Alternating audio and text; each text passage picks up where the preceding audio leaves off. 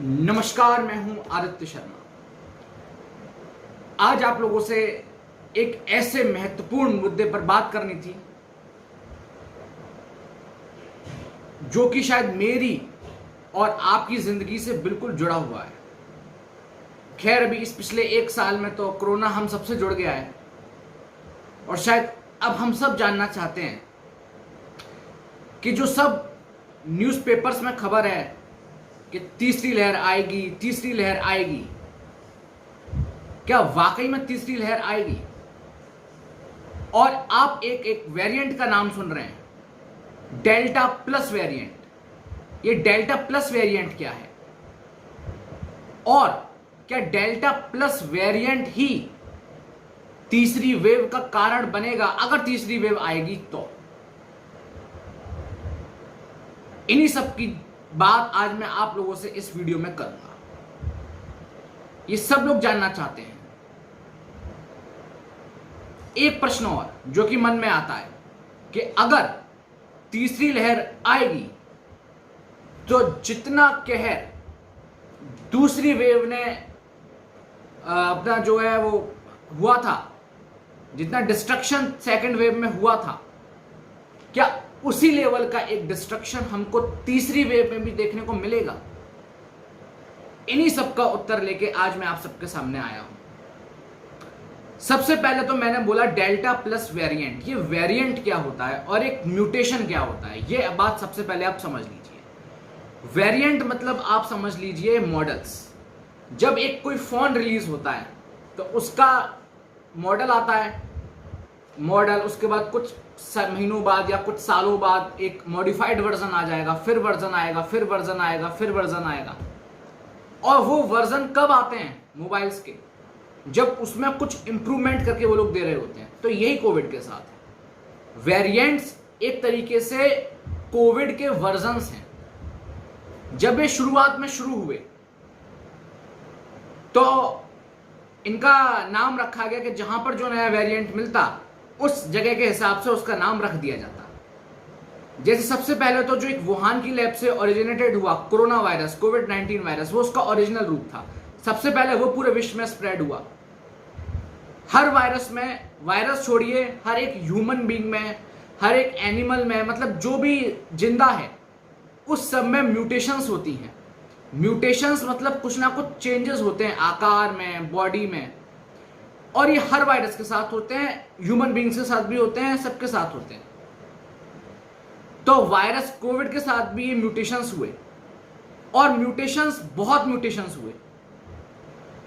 Generally viruses में देखा जाता है कि जो म्यूटेशंस होते हैं उसमें वायरस कमजोर बनता है, लेकिन कोविड के साथ एक केस अलग हुआ कि कुछ जो म्यूटेशंस हुए कोविड में वो तो सही हुए, लेकिन कुछ ऐसे म्यूटेशंस हो गए कोविड में जो कि हमारे लिए ज्यादा खतरनाक बन गए, जिसका एक नाम था डेल्टा वेरिएंट, जिसके लिए अभी जो लहर आई थी, सेकंड वेव जो थी, वो डेल्टा वेरिएंट के कारण ही आई थी। अब सबसे पहले जो इसका नाम रखा जाता था वो रखा जाता था कि जिस जगह ये निकला उस जगह के हिसाब से इसका नाम रख दिया जाता था। सबसे पहला जो इसका मॉडल पाया गया वो यूनाइटेड किंगडम में, इंग्लैंड में पाया गया, तो उसका नाम रख दिया गया यूके वेरिएंट। फिर पाया गया यूएस में, तो उसका नाम रख दिया गया यूएस वेरिएंट। तो देशों ने कहा ये क्या है, क्या कोविड भी कोई घर की खेती है कि कोई भी कंट्री कैसा भी नाम रख ले कि हमारे यहां पाया गया तो हमारा नाम दे दो इस वायरस को? तो WHO ने इस पर संज्ञान लिया और WHO ने इसको नाम दिया अल्फा, बीटा, गामा, डेल्टा। ये वेरिएंट्स के कंसर्न थे। सबसे पहला जो म्यूटेशन हुआ इसमें उसका नाम अल्फा वेरिएंट था, दूसरा जो हुआ उसमें बीटा वेरिएंट सामने आया, तीसरा गामा वेरिएंट आया और उसके बाद डेल्टा वेरिएंट जो भी सेकंड वेव में था, जो कि अभी तक का सबसे डिस्ट्रक्टिव था। अब बात करते हैं हम लोग तीसरी लहर की, जिसका जानने के लिए आप सब यहां पर बैठे हुए हैं। डेल्टा जो वेरिएंट है, ये जो है म्यूटेशन तो इसमें होगी जरूर, और डेल्टा प्लस हो भी चुका है। अब कुछ केसेस इसके डेल्टा प्लस के इंडिया में भी निकले हैं, अभी बहुत कम है और सीमित राज्यों तक है, लेकिन सीमित राज्यों से पूरे देश में और फिर और भी कंट्रीज में सप्लाई होने में टाइम नहीं लगता। लेकिन सवाल यह है कि क्या ये डेल्टा प्लस, ये जो म्यूटेशन हुआ है डेल्टा का, क्या ये उतना ही खतरनाक होगा जितना प्लस वेरिएंट था, डेल्टा वेरिएंट जो था वो था? तो इस पर अभी कोई सी भी रिसर्च नहीं हुई है। एक रिसर्च इंग्लैंड के इंस्टीट्यूशन ने इस पर जरूर करी थी, जिसमें यह दावा करा गया उस इंस्टीट्यूशन की तरफ से कि delta plus variant delta variant से 60% तक ज्यादा खतरनाक साबित होगा।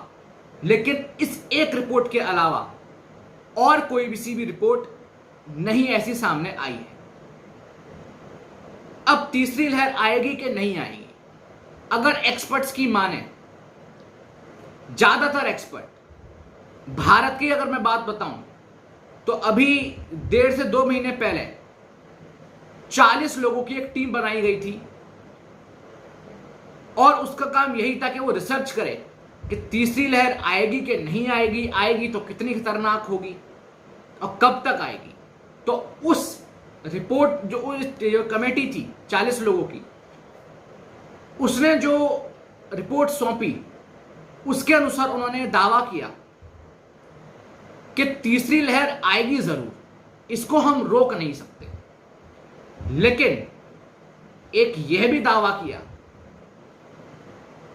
कि दूसरी लहर के मुकाबले ये जो तीसरी लहर होगी वो कम डिस्ट्रक्टिव होगी, जो कि एक अच्छी खबर है।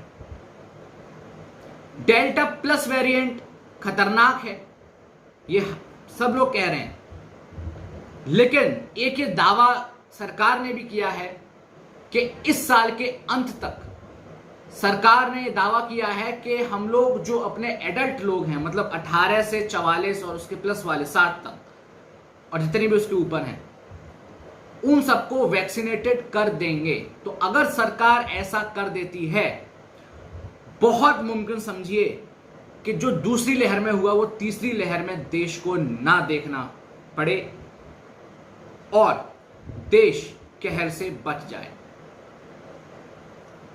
तो मेन बात यही है कि तीसरी लहर आएगी जरूर, ऐसा एक्सपर्ट्स का कहना है, लेकिन उतनी जो ये कहर है ये नहीं भर पाएगी।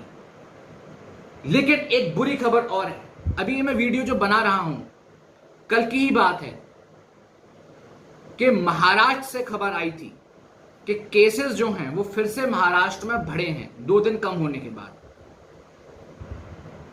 तो अब ये डेल्टा प्लस का असर है कि किसी और का असर है ये नहीं पता, लेकिन एक हमारी भी एक फिर से आप कह लीजिए कि हम लोग फिर से ध्यान नहीं दे रहे हैं, सोशल डिस्टेंसिंग लोग फिर से भूलते जा रहे हैं, मास्क फिर से भूलते जा रहे हैं, लोग बाहर निकल रहे हैं घरों के तो बिना मास्क के निकल रहे हैं।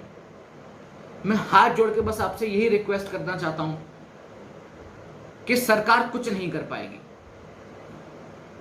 उन लोगों के पास तो सारी फैसिलिटीज होती हैं, अच्छे अच्छे अस्पताल होते हैं, आईसीयू बेड मिल जाते हैं मंत्रियों को, लेकिन अगर कुछ होता है तो आपके परिवार पर खतरा आएगा।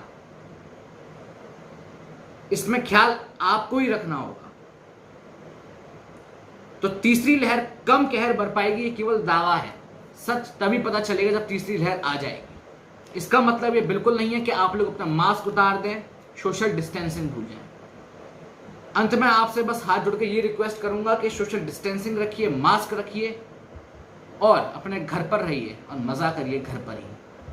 तब तक के लिए बाय, शुक्रिया, मिलते हैं जल्दी किसी अगली वीडियो में। नमस्कार।